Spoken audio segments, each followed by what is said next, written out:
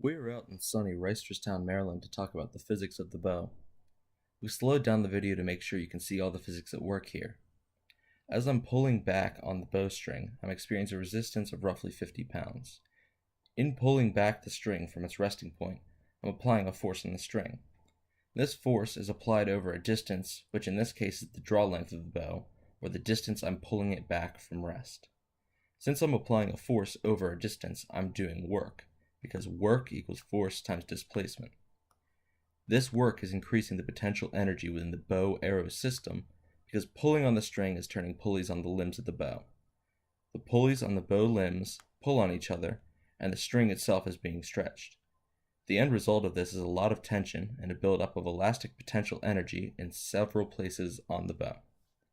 When I release the bowstring, all this built-up potential energy in the bow's limbs and in the bowstring will be released as kinetic energy, with the bowstring moving quickly towards its original resting position.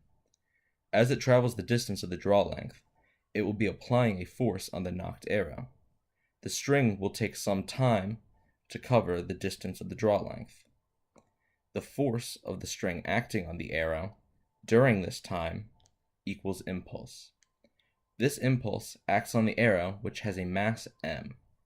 Since impulse equals change in momentum, and momentum is equal to mass times velocity, this impulse equals constant mass m times the change in velocity. This change in velocity is what causes the arrow to be shot out of the bow and move forward towards the target. But what happens if you pull back and release the bowstring without an arrow nocked? Make a prediction. Is it A?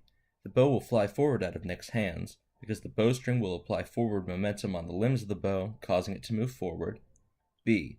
The string will fly past its resting point and begin oscillating because the energy in the bow is similar to a spring and it will just oscillate without applying any force on the limbs of the bow.